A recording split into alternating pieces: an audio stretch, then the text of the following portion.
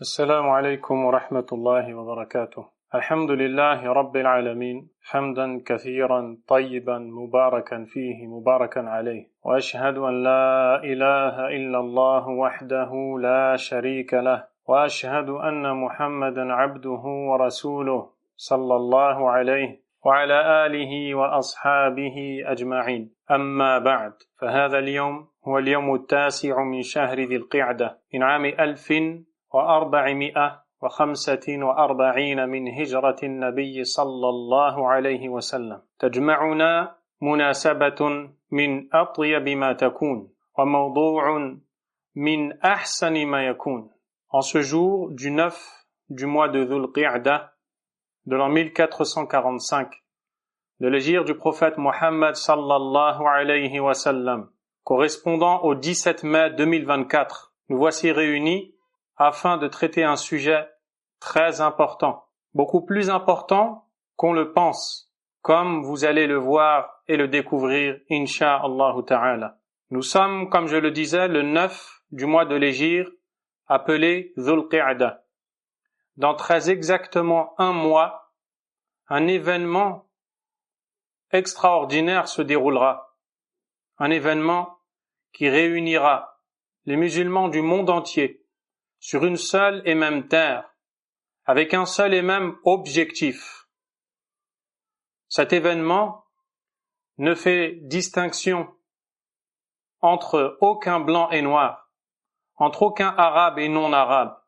Cet événement est grandiose et sa valeur est bien particulière auprès d'Allah avant tout, subhanahu wa ta'ala, mais aussi du prophète Mohammed sallallahu alayhi wa sallam, et de surcroît chez les croyants aimant Allah et son prophète alayhi salatu wa salam.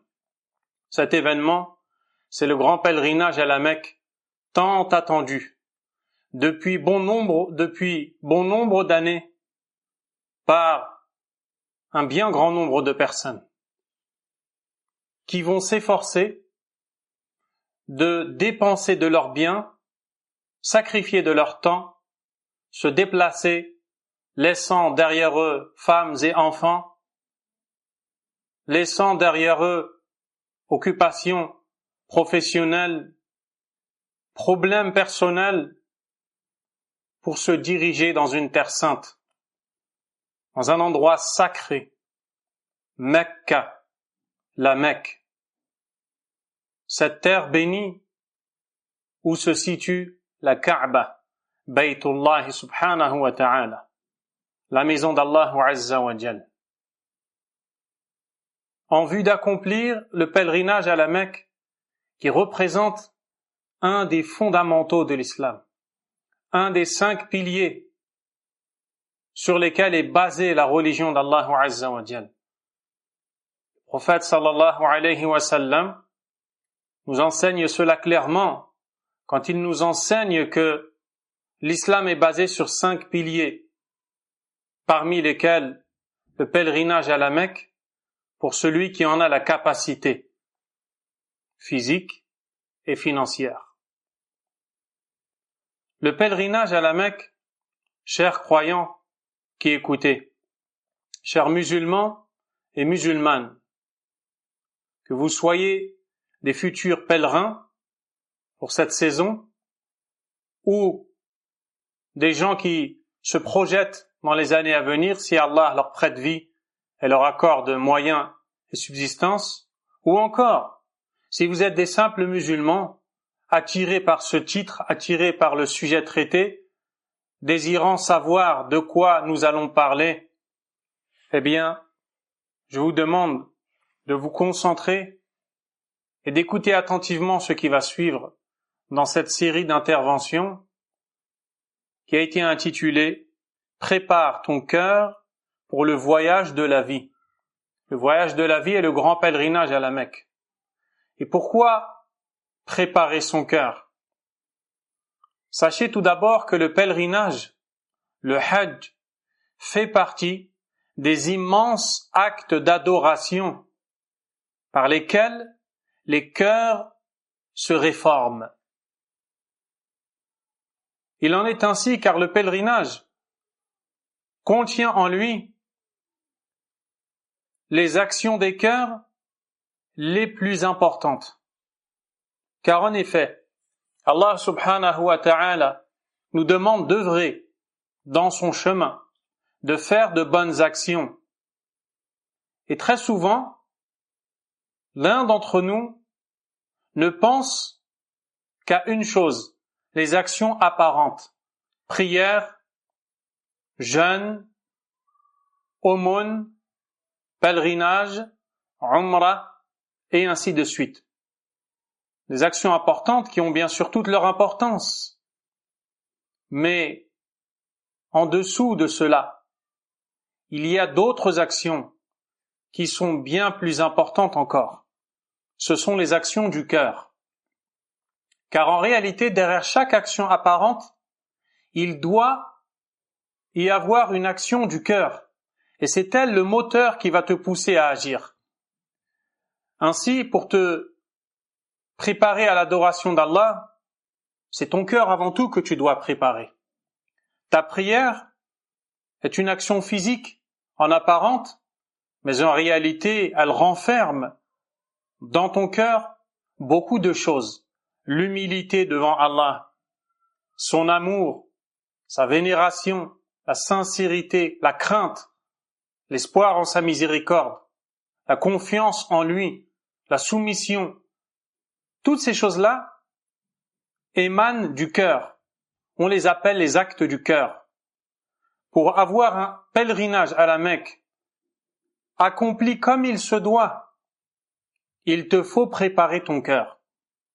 Il te faut comprendre que le pèlerinage ne consiste pas uniquement à un déplacement d'un point A vers un point B pour accomplir une ou plusieurs actions apparentes. Bien plus profond que cela est le pèlerinage. Le pèlerinage à la Mecque, comme toutes les autres actions d'ailleurs, mais bien plus particulièrement le pèlerinage à la Mecque, est une occasion en or de faire vivre ton cœur et d'augmenter le nombre de ses actions. Car dans le pèlerinage, il y a la concrétisation du tawhid, de l'unicité d'Allah subhanahu wa ta'ala, qui vient du cœur. Il y a la vénération d'Allah, la reconnaissance de sa grandeur, son amour, l'envie ardente de le rencontrer, l'espoir en sa miséricorde, la crainte de son châtiment, la soumission, l'endurance, la bonne opinion que l'on doit se faire de lui, la confiance en Allah, ainsi que d'autres parmi toutes ces actions du cœur qui sont à l'image de l'âme pour le corps. Et si un corps n'a pas d'âme, il sera sans vie. Il en est de même pour tes actions que tu œuvres pour Allah. Si elles n'ont pas d'âme, elles n'ont pas de vie. Elles ne peuvent donc pas être acceptées par Allah subhanahu wa ta'ala. Allah azza wa jal a ordonné aux croyants accomplissant le pèlerinage dans Suratul Baqarah de s'approvisionner. Après avoir évoqué que le pèlerinage doit se dérouler dans des mois bien connus, bien déterminés, il nous enseigne subhanahu wa ta'ala que chaque musulman allant accomplir le pèlerinage doit s'approvisionner. Et ces provisions que le pèlerin doit prendre avec lui ne sont pas uniquement les provisions apparentes. En réalité, Allah Azza wa Jal demande à chaque pèlerin se rendant à la Mecque de prendre avec lui 2 catégories de provisions. La première catégorie, c'est la provision apparente. C'est celle qui lui permet de voyager vers la Mecque et d'accomplir son pèlerinage. Ce sont donc les moyens physiques, financiers et l'organisation et tout ce qui relève de la logistique. Ce sont des choses qui sont importantes. Mais beaucoup de gens sont inattentifs, insouciants ou ignorants quant au fait qu'il existe une autre catégorie de provisions qui ne sert pas, elle, à te faire arriver à la Mecque, mais plutôt à te faire arriver à Allah subhanahu wa ta'ala, ton Seigneur, afin qu'il accepte ton pèlerinage et que tu retournes chez toi après l'avoir accompli comme tu étais le jour où ta mère t'a mis au monde. Car comme le prophète sallallahu alayhi wa sallam nous l'enseigne, le pèlerinage pieusement accompli n'a d'autre récompense que le paradis, et celui qui l'accomplit reviendra vers les siens dans le même état dans lequel il était quand sa mère l'a mis au monde. Comment était-il lorsque sa mère l'a mis au monde? Il n'avait aucun péché. Cette provision qu'Allah nous demande de prendre en tant que pèlerin, c'est la piété at-taqwa. Allah subhanahu wa ta'ala a dit وَتَزَوَّدُوا فَإِنَّ خَيْرَ الزَّادِ التَّقْوَى وَاتَّقُونِ يَا أُولِي الْأَلْبَابِ. Et approvisionnez-vous, prenez vos provisions. Ensuite, il nous dit فَإِنَّ خَيْرَ الزَّادِ التَّقْوَى. Et certes, la meilleure provision possible, c'est la taqwa, c'est la piété. وَاتَّقُونِ يَا أُولِي الْأَلْبَابِ. Et redoutez-moi, et faites preuve de taqwa, de piété envers moi, ô vous les gens doués de raison. Ainsi Allah nous enseigne que la meilleure provision possible, c'est la piété. Et le prophète sallallahu alayhi wa sallam nous montre que la piété, à la base, ce sont les actions faites par le cœur. Dans le hadith rapporté par l'imam Muslim, le prophète sallallahu alayhi wa sallam dit At-taqwa hahuna. La piété est ici. Wa yushiru ila sadrihi thalatha marrat. En montrant son cœur à 3 reprises. Il dit à ses compagnons, la piété est ici. La piété est ici. La piété est ici. En leur indiquant son cœur. Et Allah subhanahu wa ta'ala nous dit وَمَنْ يُعَظِّمْ شَعَائِرَ اللَّهِ فَإِنَّهَا مِنْ تَقْوَى الْقُلُوبِ. Et quiconque vénère les emblèmes d'Allah, certes, cela montre la piété des cœurs. Ainsi, la piété à la base fait partie des actions du cœur. Le prophète sallallahu alayhi wa sallam a enseigné aux compagnons la manière d'accomplir le pèlerinage, de manière apparente, les actions physiques, et de manière intérieure, les actes du cœur. Il leur a dit « لِتَأْخُذُوا مَنَاسِكَكُمْ » Prenez vos rites. Lorsqu'il était en train d'accomplir son pèlerinage d'adieu, il montrait à ses compagnons la manière d'accomplir le pèlerinage sous tous ses aspects, physiques et spirituels. Et il disait à ses compagnons, prenez vos rites, c'est-à-dire, observez la manière dont j'accomplis le pèlerinage, apprenez-la et appliquez-la lorsque vous voudrez, à votre tour, l'accomplir. Il a ordonné donc aux compagnons, radiyallahu anhum, de le suivre de manière apparente, mais aussi de manière intérieure. Il leur a enseigné la façon d'accomplir le tawaf, de tourner autour de la Kaaba, la façon de faire les va-et-vient entre les monts As-Safa et Al-Marwa, la façon d'accomplir les différents rites relatifs au pèlerinage.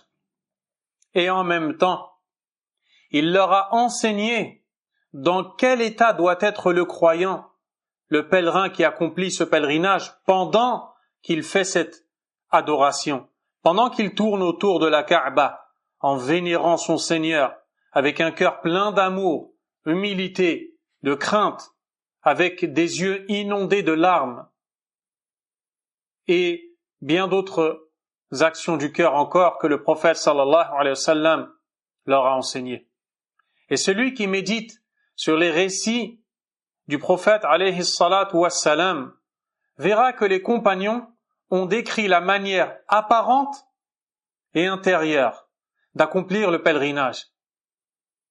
À ce titre, Jabir ibn Abdullah radiyallahu ta'ala anhuma nous explique le pèlerinage du prophète sallallahu alayhi wa sallam. Et en le décrivant, lorsqu'il est arrivé devant la Kaaba pour faire le tawaf, Jabir a dit فَبَدَأَ بِالْحَجَرِ فَاسْتَلَمَهُ وَفَاضَتْ عَيْنَاهُ بِالْبُكَاءِ. Il a commencé au niveau de la pierre noire qu'il a embrassée, puis ses deux yeux se sont inondés de larmes. Et qu'est-ce qui a inondé ses yeux de larmes? Si ce n'est ce que le prophète ressentait, sallallahu alayhi wa sallam, dans son cœur. Également, Jabir radiyallahu ta'ala an, toujours dans sa description du pèlerinage du prophète sallallahu alayhi wa sallam, nous dit que quand le prophète alayhi salatu wa sallam a quitté Arafat, un des endroits où l'on accomplit le pèlerinage, il a quitté cet endroit et il nous dit afada Rasulullah sallallahu alayhi wa sallam wa alayhi sakina. Le prophète sallallahu alayhi wa sallam a déferlé de Arafat pour aller vers un autre endroit plein de quiétude. Et qu'est-ce qui fait que la personne est pleine de quiétude, si ce n'est ce qu'elle ressent dans son cœur? Les gens de science parmi les grands savants ont accordé à ce sujet la plus grande importance. L'imam Abdurrahman ibn Nasir as-Sa'di, rahimahullah ta'ala, a dit dans son livre Majmou'ul Fawaid wa Iqtinasul Awabid, je cite, Af'alul Hajji wa aqwaluhu kulluha asrarun wa hikam. Al-maqsoud minha al-qiyam bil-ubudiyyati al-mutanawwi'a.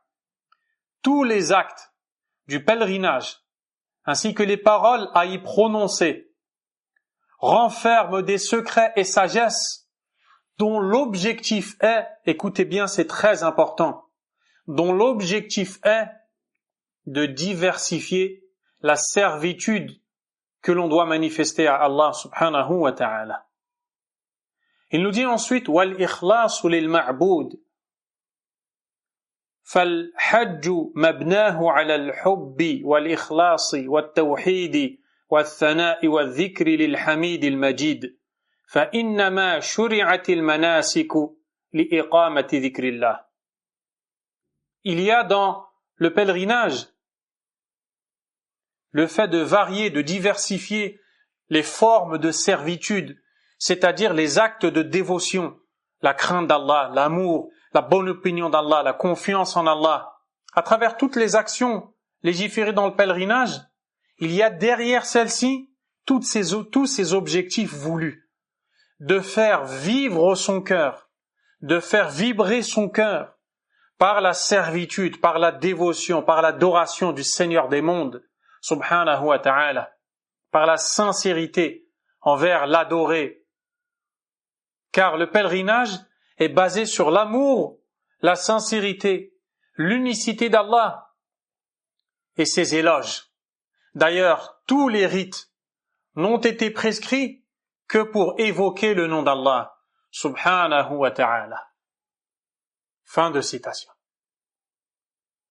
Et donc, on voit l'importance de ce sujet, pourtant tant négligé.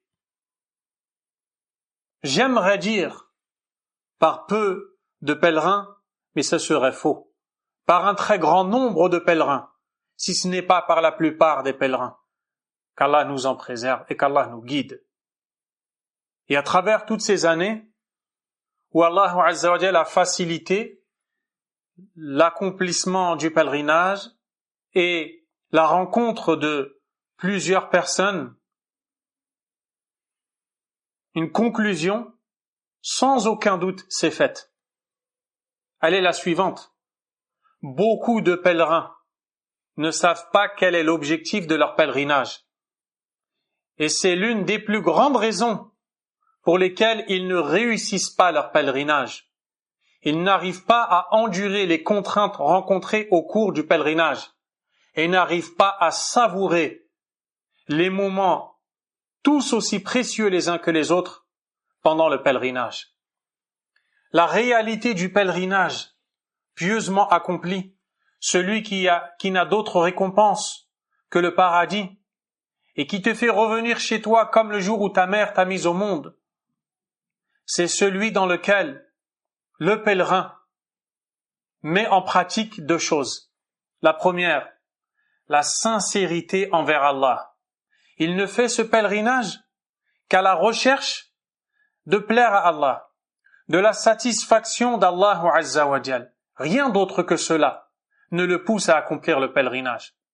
Et la deuxième chose, la conformité à la guidée du prophète sallallahu alayhi wa sallam.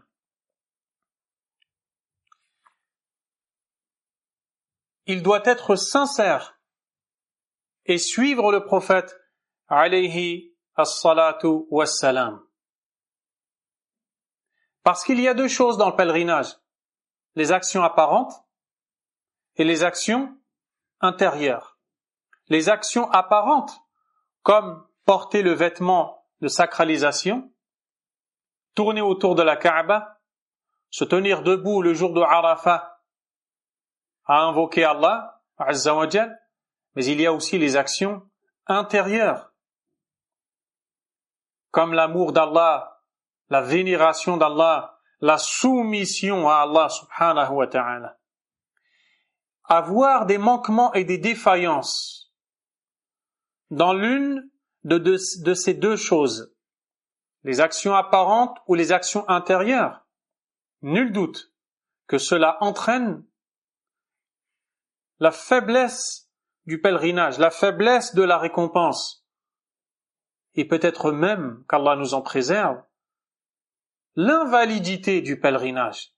Il est donc extrêmement important de rappeler et de se rappeler à soi-même l'importance des actions du cœur pendant le pèlerinage. Beaucoup se préparent au pèlerinage d'un point de vue uniquement logistique ou alors juridique. Ce sont 2 choses très importantes qui concourent à la réussite du pèlerinage. Mais elles ne sont pas la base. La base de l'acceptation du pèlerinage, c'est le contenu du cœur du pèlerin qui accomplit ce pèlerinage. Si seulement les pèlerins comprenaient cela.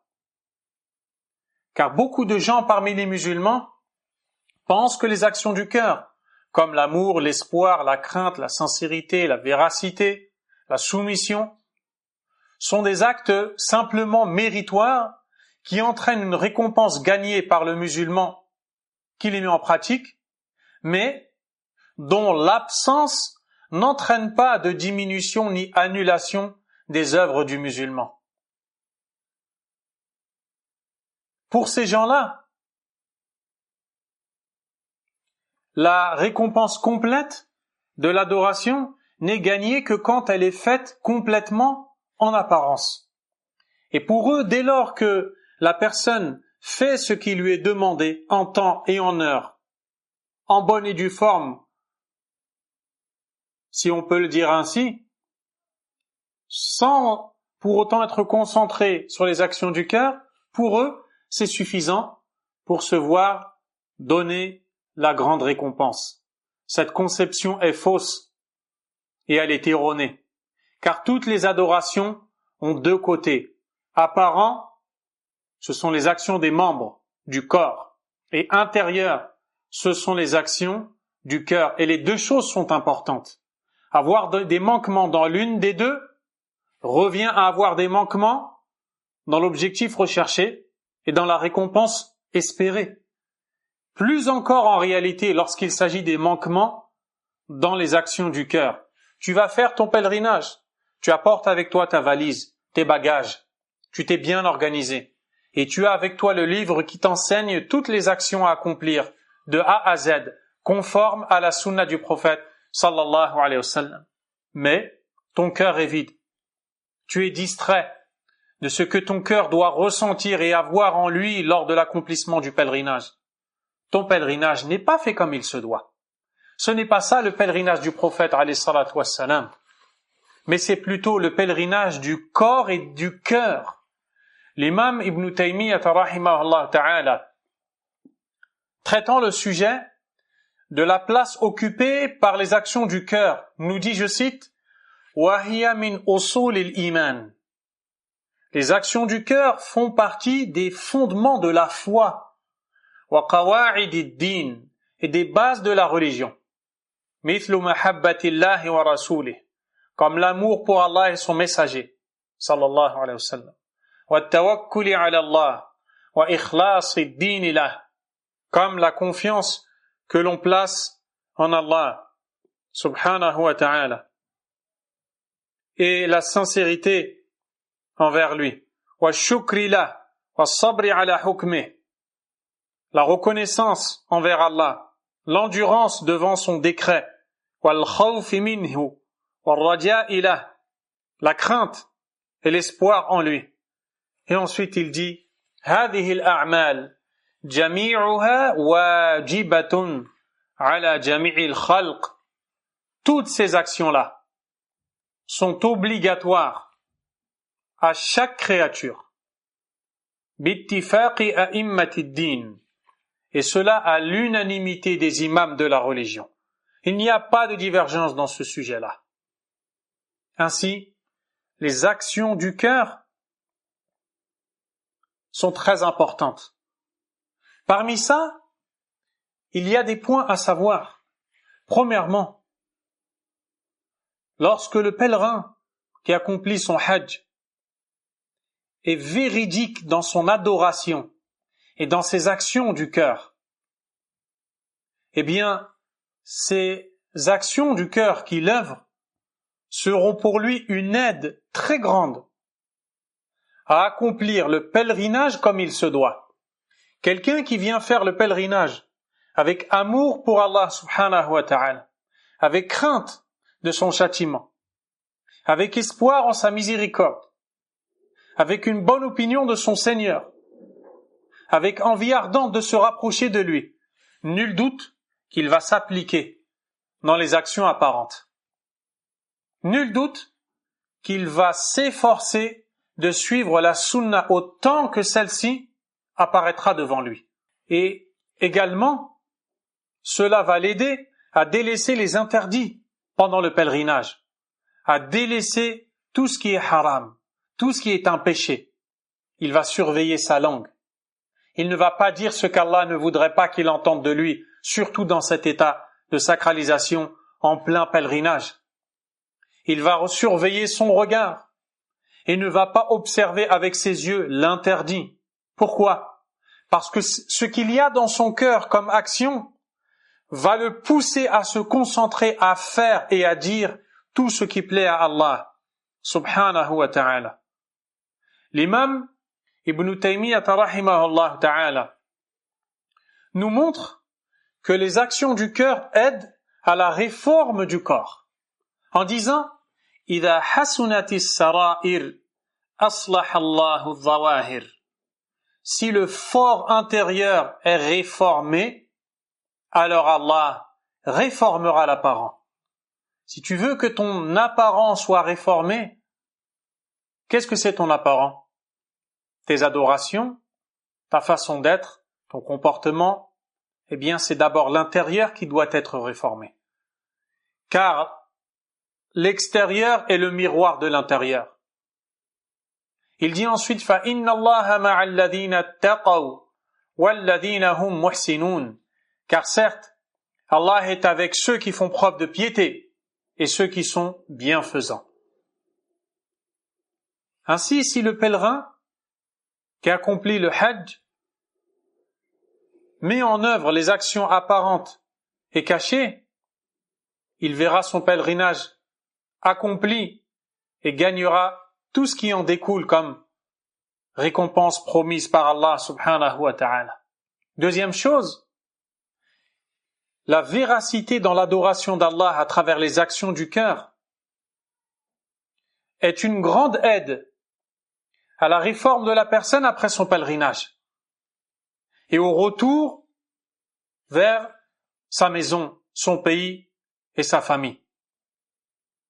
Car plus le cœur est présent pendant le pèlerinage, plus ce pèlerinage va t'aider à te corriger. Moins le cœur est présent, moins le corps se corrigera, moins tes comportements se corrigeront. Et subhanallah, par expérience, combien avons-nous vu de personnes s'étant rendues à la Mecque en vue d'accomplir le pèlerinage, qui étaient auparavant dans un état négatif en termes de relation avec Allah, de spiritualité, mais qui se sont vues sincères dans leur pèlerinage. Elles ne sont revenues chez elles, ces personnes-là, que pleines de piété. Et jusqu'au moment où je vous parle, elles sont droites dans leur religiosité. Et inversement, combien de personnes ont été remarquées au pèlerinage, en apparence dans la piété, mais avec des cœurs complètement distraits des actes, des actions du cœur. Elles sont rentrées chez elles sans avoir goûté à une quelconque saveur, à tel point où si tu interrogeais l'un d'entre ces gens, qu'est-ce que tu as senti de ton pèlerinage? Eh bien, il te répondrait, rien de spécial. Et par expérience, on a interrogé des personnes qui disent, ça ne m'a rien fait de spécial de venir ici. Est-ce que, à votre avis, vous qui écoutez, cela est dû au fait que la Mecque ne fait rien, que la Kaaba ne fait rien quand on vient accomplir le pèlerinage? Pas du tout. Mais c'est plutôt dû au fait que le cœur qui est venu accomplir ce pèlerinage a peut-être été fermé, distrait, loin de l'objectif réel et concret. À l'image d'un médicament dont l'efficacité est prouvée et qui pourtant, pour certaines personnes, ne produit pas d'effet. Puis lorsque tu étudies le cas de ces personnes, tu verras qu'elles consomment des aliments contre-indiqués qui vont produire le non-effet positif de ce médicament, qui pourtant à la base est efficace. Le médicament est donc efficace à condition que la personne ne consomme pas ce qui va annuler son efficacité. Ton pèlerinage, la Mecque, la Kaaba, est efficace à condition que tu ne viennes pas avec un cœur voilé qui ne veut pas profiter de ces grands bienfaits. Si seulement les gens le comprenaient, wallahi, ils accompliraient un pèlerinage pleinement réussi et ils reviendraient chez eux avec une vie meilleure, pleine de bénédictions d'Allah, subhanahu wa ta'ala. Et, subhanallah, même chez les savants de l'islam, nous avons des exemples qui montrent combien leur a été bénéfique le pèlerinage. À l'image de l'imam Ibn al-Qayyim rahimahullah, ce grand savant érudit de l'islam, qui a écrit des ouvrages pleins de sciences alors qu'il était au pèlerinage ou alors qu'il était de retour de pèlerinage, comme son écrit intitulé Miftahu Dar as-Sa'ada, la clé de la demeure de la félicité. Dans ce livre, il dit en introduction إذ كان هذا من بعض النزل والتحف التي فتح الله بها عليه حين انقطاعي إليه عند بيته وإلقائي بنفسي ببابه مسكينا ذليلا وتعرضي لنفحاته في بيته وحوله بكرة وأصيلا فما خاب من أنزل به حوائجه وعلق به آماله وأصبح ببابه مقيما وبحماه نزيلا. Il dit que ce livre qu'il a écrit fait partie des cadeaux qu'Allah lui a offerts et par lesquels Allah l'a accueilli lorsqu'il s'est isolé auprès de sa maison à la Mecque. Et lorsqu'il dit, lorsque je me suis jeté à la porte d'Allah, plein d'humilité, lorsque je me suis jeté devant la porte d'Allah subhanahu wa ta'ala, et que je me suis rabaissé devant lui, autour de sa maison, de matin comme de soir, comme s'il nous disait, c'est pour ces raisons-là qu'Allah m'a accordé cette science-là.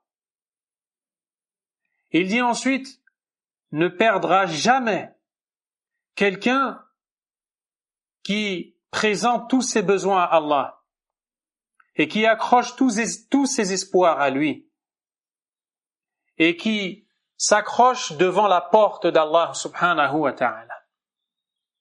Il a même écrit d'autres ouvrages dans le retour du pèlerinage. Il y a un grand savant, le cheikh Mohammed ibn Abdul Wahhab rahimahullah ta'ala, dont la prédication a été d'une grande réussite et d'un grand bénéfice à toute la communauté jusqu'à nos jours. Dans sa vie, on sait que quand il est allé accomplir le pèlerinage, il est allé se rendre à un endroit dans la Kaaba que l'on appelle Al-Multazam. C'est l'endroit situé entre la porte de la Kaaba et la pierre noire. Et certains des compagnons et des salafs, des pieux prédécesseurs, se rendaient dans cet endroit et collaient leur corps. Et c'est le seul endroit où tu as le droit de coller ton corps dans la Kaaba. Tout le reste fait partie de l'innovation. Il a collé son corps là-bas et a demandé à Allah subhanahu wa ta'ala de faire que sa parole soit acceptée des gens et que son appel à l'islam soit accepté des gens. Et jusqu'au jour où je vous parle, les gens étudient ses livres et prennent de sa science et de son savoir. Troisième chose, la véracité dans l'adoration d'Allah subhanahu wa ta'ala à travers les actions du cœur tout au long du pèlerinage. Les actions du cœur qui sont à l'image de l'âme pour le corps vont faire en sorte que ce pèlerin-là va sentir la saveur de la foi, la proximité avec Allah. Il va sentir en lui, tout au long de son pèlerinage, une quiétude que la langue ne pourrait décrire, un apaisement qu'un esprit ne pourrait concevoir. Pourquoi? Parce que avant que son corps fasse le hajj, c'est son cœur qui fait le hajj. Et toutes les adorations sont en réalité des adorations du cœur. Je dirais plutôt, doivent être des adorations du cœur avant qu'elles ne soient des adorations des membres. Mais malheureusement, à cause de nos occupations mondaines, à cause de toutes ces choses qui nous dévient de l'objectif de base, eh bien, nous sommes distraits. Et cette distraction fait que nos cœurs ne ressentent pas la valeur des adorations, la saveur de celle-ci. Proportionnellement à la présence de ton cœur pendant ton pèlerinage, tu en goûteras la saveur. À chaque moment, à chaque instant, tu auras quelque chose en toi que personne d'autre que toi ne pourra connaître à part Allah subhanahu wa ta'ala ou ceux qui le ressentiront également. Cela nous amène à parler du point suivant, qui est l'importance de se préparer avant le voyage vers le pèlerinage à la Mecque. Il est impératif, obligatoire, indispensable que chaque musulman et musulmane se prépare spirituellement avant de voyager vers la Mecque pour accomplir son pèlerinage, car cela est en réalité demandé pour chaque adoration prescrite par Allah. Dans chaque adoration, il y a une préparation physique et spirituelle. Une préparation physique comme les ablutions pour la prière, le suhour pour le jeûne, le ghusl, le bain, pour la prière du vendredi, avec les beaux vêtements et le parfum. Toutes ces choses-là sont des préparations physiques aidant au bon accomplissement de l'adoration. Mais il y a aussi la préparation intérieure, spirituelle, comme le fait de faire beaucoup de dhikr, de demander le pardon d'Allah subhanahu wa ta'ala, de se repentir à Allah et de travailler son intention, de se remettre en question. Tout ça, il faut le faire avant d'aller au pèlerinage. Car cela fait partie de la guidée des prophètes, des élus d'Allah subhanahu wa ta'ala. Quand Allah tabaraka wa ta'ala a voulu révéler à Moussa alayhi salam la Torah, la Tawrah, après avoir fait périr Pharaon et son peuple, Allah a donné un rendez-vous à Moussa dans 30 nuits, en y ajoutant plus tard 10, ce qui fait qu'Allah lui a donné rendez-vous dans 40 nuits. À partir du jour où il lui a donné ce rendez-vous, Moussa alayhi salam savait que dans 40 nuits, il s'apprêtait à recevoir la révélation d'Allah azza wa jal. Allah tabaraka wa ta'ala a dit فَتَمَّ مِيقَاتُ رَبِّهِ 40 لَيْلَةً. Ainsi, c'est complété à 40 nuits le jour de rendez-vous qu'Allah a donné à Moussa alayhi salam. Et il a été dit dans le tafsir, comme on le retrouve dans le tafsir de Baghawi ou dans le tafsir de l'imam Ibn Kathir rahimahullah ta'ala, qu'en réalité, ces 40 nuits ont servi à Moussa alayhi salam pour qu'il se prépare à la révélation qui allait lui être faite. Et il a été dit qu'il jeûnait et qu'il faisait des actes d'adoration. Regardez, il se prépare spirituellement, il fait des actions d'adoration. L'imam, le Cheikh Ibn Sa'di rahimahullah a dit dans son tafsir فَصَارَتْ 40 لَيْلَةً لِيَسْتَعِدَّ مُوسَى وَيَتَهَيَّأَ لِوَعْدِ اللَّهِ. Allah les a complétés à 40 nuits afin que Moussa puisse se préparer à la promesse que lui a faite Allah subhanahu wa ta'ala. Et ce n'est pas simplement l'exemple de Moussa alayhi salam. Il y a également l'exemple du prophète Mohammed sallallahu alayhi wa sallam, à qui on a fendu la poitrine lorsqu'il était petit, dans la tribu de Bani Sa'd. Le prophète alayhi salatu wassalam, alors qu'il était enfant, a reçu la visite de Jibril alayhi salam, qui lui a carrément ouvert la poitrine pour lui sortir son cœur, sur lequel était attaché un petit morceau de chair de couleur noire. Jibril alayhi salam lui a dit هذا حظ الشيطان منك. Voici la part de shaitan qu'il a de toi.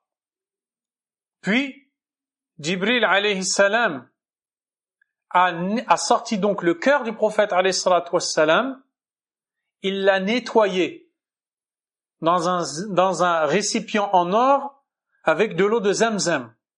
Anas ibn Malik, qu'Allah l'agrée, a dit وَقَدْ كُنْتُ أَرَى أَثَرَ ذَلِكَ الْمَخِيطِ فِي صَدْرِهِ.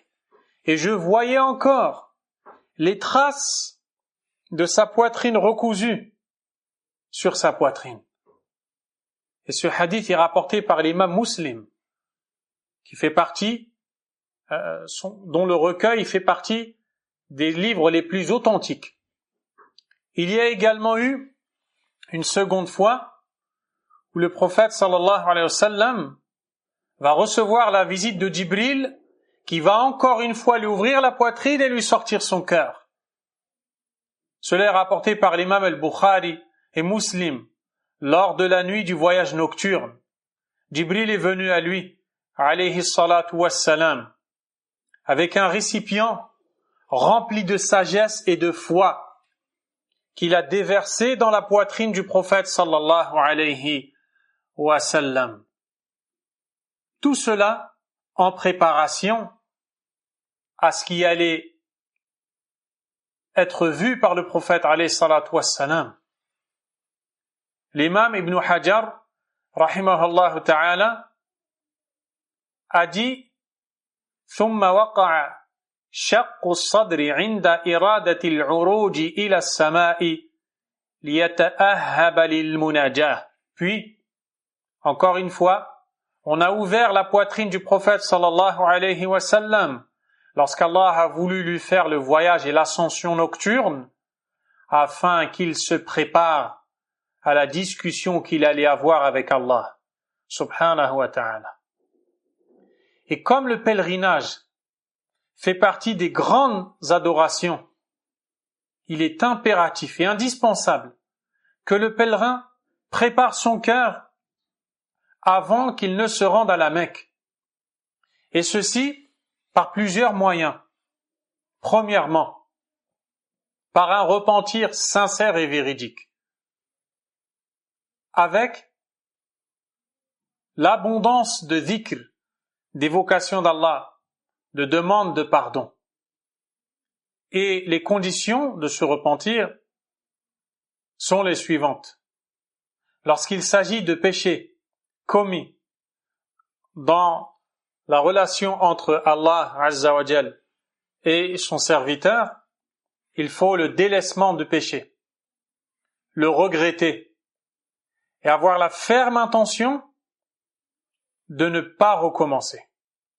Et quand ce péché dont la personne se repent concerne le lien entre la personne et une autre personne, alors il faut ajouter à cela le fait de rendre le droit de la personne victime d'injustice et de réparer le tort causé.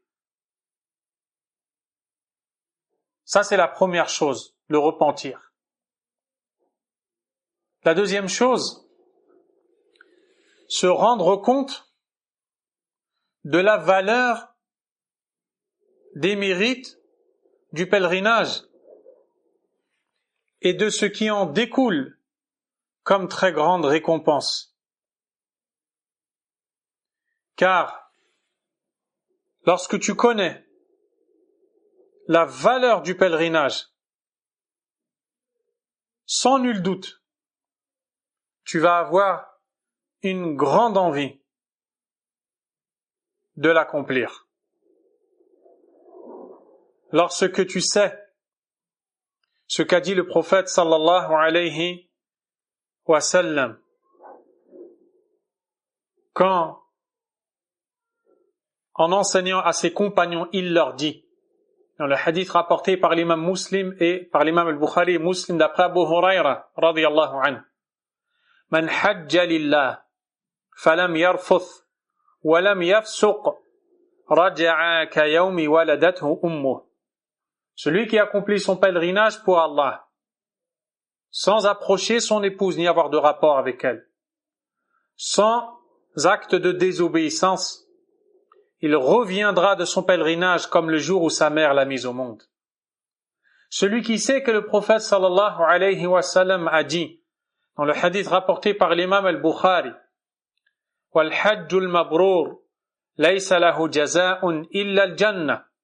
Le pèlerinage pieusement accompli n'a d'autre rétribution que le paradis. Celui qui sait que le prophète sallallahu alayhi wa sallam a dit au compagnon Amr ibn al-As radiyallahu anhuma dans le récit rapporté par l'imam Muslim, lorsque le compagnon est venu embrasser l'islam, il a demandé au prophète sallallahu alayhi wa sallam, est-ce qu'Allah va lui effacer ses péchés? Le prophète sallallahu alayhi wa sallam va lui dire, ne sais-tu pas, ô Amr, que l'islam efface ce qui est passé avant? Et ensuite il va lui dire, wa anna al-hajja yahdimu ma kana qablah, et que le pèlerinage efface ce que tu as fait avant. Lorsque tu entends les barakats, les bénédictions du pèlerinage, même dans ta vie et dans ta subsistance, quand le prophète sallallahu alayhi wa sallam dit tabi'u bayna al-hajj wal-umra, faites suivre le pèlerinage et la umra, fa innahuma yanfiyan al-faqra wal-dhunub, car ces deux actions suppriment et effacent la pauvreté et les péchés, kama yanfi al-kiru khabath al-hadid wal-dhahabi wal-fidda, comme le soufflet du forgeron supprime et efface les impuretés présentes sur le fer, l'or et l'argent. Rapporté par At-Tirmidhi An-Nasa'i et jugé authentique par l'imam Al-Albani, rahimahullah ta'ala. Et il y a bien d'autres mérites encore du pèlerinage. Parmi les moyens ainsi de se préparer au pèlerinage après le repentir, c'est de connaître la valeur de cette action, car ça va te pousser à espérer davantage en Allah. Et aussi à avoir la ferme intention de faire un pèlerinage comme il se doit, à la recherche de cet objectif-là, la satisfaction d'Allah. Troisième moyen de se préparer également. Et ça, c'est très très très important. Et c'est là où Shaitan va jouer avec beaucoup de pèlerins. Et il va bel et bien réussir à les tromper, à les leurrer, à les distraire. Le fait de combattre son âme et de protéger son cœur et son esprit de toutes les pensées mauvaises et les distractions mauvaises qui poussent au péché, que ce soit avant ou pendant le pèlerinage. Car dans la plupart des actes d'adoration, comme le pèlerinage, la umrah, la prière, le jeûne, au début de l'adoration, le cœur est présent. Prenez l'exemple des prières de Tarawih pendant Ramadan. Au début de Ramadan, beaucoup de gens viennent, parce que c'est l'effet nouveau, c'est le début. Et au début, le cœur veut. Mais avec le temps qui passe, cette volonté s'affaiblit. Elle descend graduellement, sans que la personne ne se rende compte peut-être. Jusqu'à ce que la personne commence à se voir distraite par des occupations futiles, par des objectifs n'ayant pas la grande importance. Et toutes ces choses-là vont souiller le cœur de la personne et vous allez constater qu'au début, elle n'était pas comme elle est devenue maintenant. Il faut donc faire attention pendant ton pèlerinage, dès le début, à protéger ton cœur de tout ce qui pourrait te distraire. Et il y a beaucoup de gens pendant le pèlerinage, on aura l'occasion d'en parler plus tard, Inch'Allah, qui sont distraits notamment par leur téléphone. Mais ça fera l'objet d'une prochaine assise, Inch'Allah ta'ala. Il est donc très important de se préparer pour l'accomplissement du pèlerinage comme il se doit, car celui qui se prépare et qui ressent les actions du cœur pendant les rites du pèlerinage, c'est lui qui va faire le pèlerinage de la sunna. C'est lui ou elle qui va faire le pèlerinage voulu par Allah et qui va goûter la saveur de ce pèlerinage. Je vous assure que je vous parle avec expérience. Qu'on a rencontré des gens pendant le pèlerinage qui font exactement la même action. Certains ont les yeux inondés de larmes. Et à chaque instant du pèlerinage, ils se voient et ils se sentent nourris, pendant que les autres ne comprennent presque même pas ce qu'ils font ici. Qu'est-ce qui fait la différence entre ceci et cela, si ce n'est l'état de leur cœur? Et ce n'est que là qu'il y a le secret que les gens doivent comprendre. Je m'arrêterai pour aujourd'hui ici, Inch'Allah ta'ala, et je vous donne rendez-vous demain à la même heure, à 19h, Inch'Allah ta'ala, et on parlera demain, Inch'Allah, de l'importance de sentir le manque du pèlerinage et le manque de la Mecque et de la Kaaba. Wallahu a'lam, wa sallallahu wa sallam wa baraka ala nabiyyina Muhammad wa ala alihi wa ashabihi ajma'in. Subhanaka Allahumma wa bihamdik, ashhadu an la ilaha illa ant, astaghfiruka wa atubu ilayk. L'audio sera diffusé sur le site La Voix Droite, Inch'Allah, dans la rubrique des cours. Si vous connaissez des gens qui vont se rendre à la Mecque, je vous encourage à leur faire parvenir l'audio. Barakallahu fikum. Wassalamu alaikum wa rahmatullahi wa barakatuh.